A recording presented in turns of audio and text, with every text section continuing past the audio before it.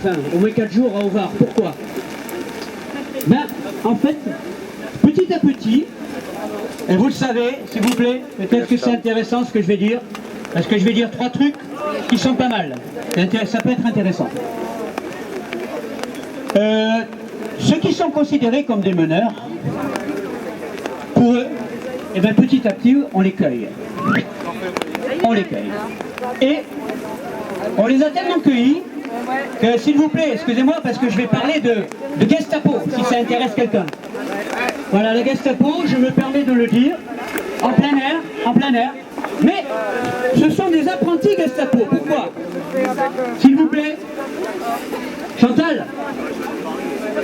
En fait, quand on va chercher les gens chez eux, excusez-moi, hein, quand on va chercher les gens chez eux, salut amigo, sans convocation, comme des délinquants, comme des truands, à 6 h du matin, chez eux, devant leur enfant, on est allé chercher une mère de famille, on est allé chercher des amis.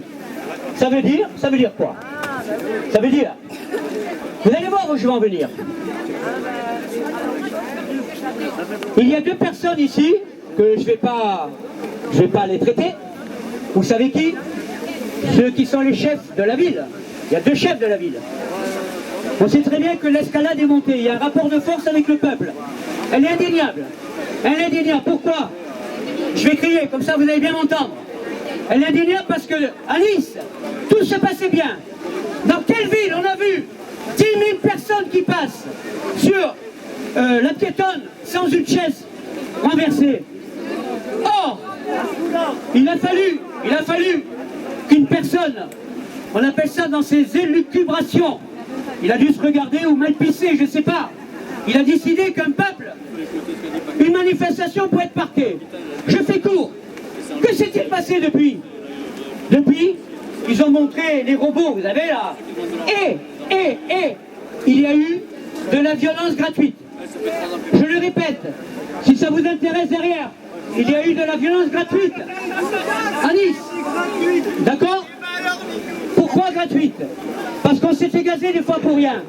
Et dernièrement, ils sont peut-être pas tous comme ça les robots. Moi je les appelle les robots, hein.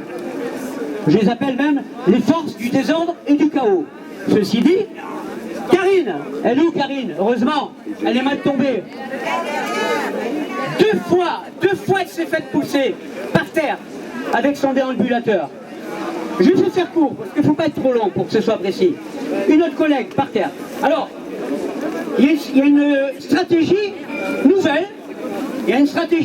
Elle convient ou pas. C'est à réfléchir. Pour l'adopter, il faut la faire nôtre. Ça veut dire, jusqu'à présent, on a toujours été au combat. C'est-à-dire que le peuple, quand il voit une opposition, qu'est-ce qu'il fait? Tu m'as pris Jean Messin, moi je vais te reprendre chez nous. Et si, une fois, en essayant, peut-être pas aujourd'hui, peut-être un jour, on devient indifférent. C'est-à-dire, on ne rentre pas dans le combat. C'est pas moi, hein, je le pense, mais il y a d'autres personnes qui l'ont pensé. On s'arrête à 1 mètre d'eux, on passe, on les ignore, il n'y aura pas de gazage gratuit, il n'y aura pas de coup de matraque et il n'y aura pas de violence. C'est un choix. C'est un choix, c'est pas évident. Voilà, ça veut dire, vous nous empêchez d'aller à droite, on va à gauche. À droite, à gauche.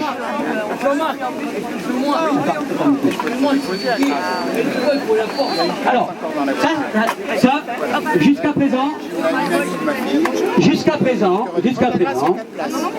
on a fait.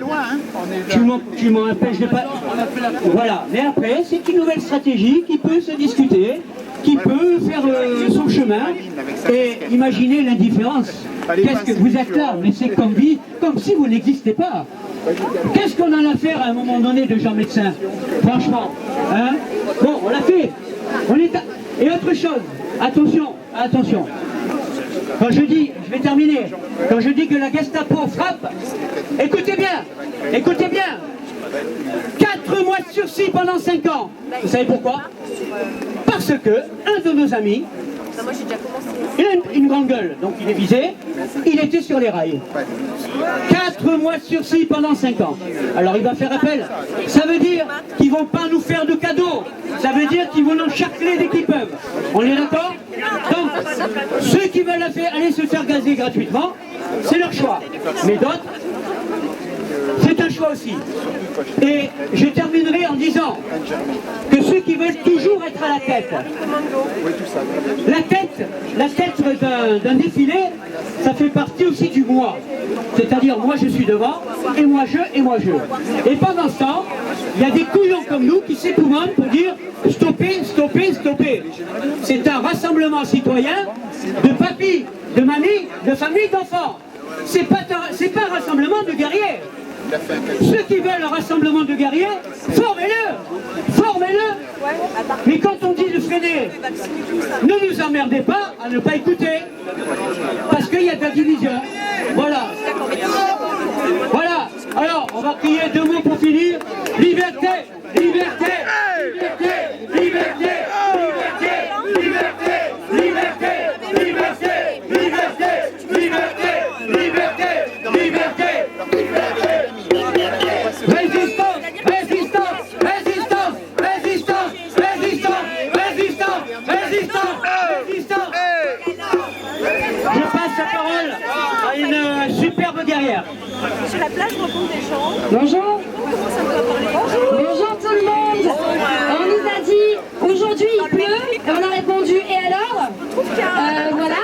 Donc merci à tous ceux qui sont présents aujourd'hui. La semaine a été très intense pour beaucoup d'entre nous. On se réveille le mardi matin où on a appris au fur et à mesure qu'il y avait 7 interpellés pour 7 minutes de retard sur les rails du train. 7 minutes de retard du train. Alors j'invite toutes les personnes qui sont bloquées au péage d'Escota tous les soirs à 20h à porter plainte pour entrave à leur libre circulation. J'appelle toutes les personnes qui ont vécu un retard de train ou un train annulé à porter plainte contre les SNCF. C'est 7 minutes. Putain, c'est précieux les gars.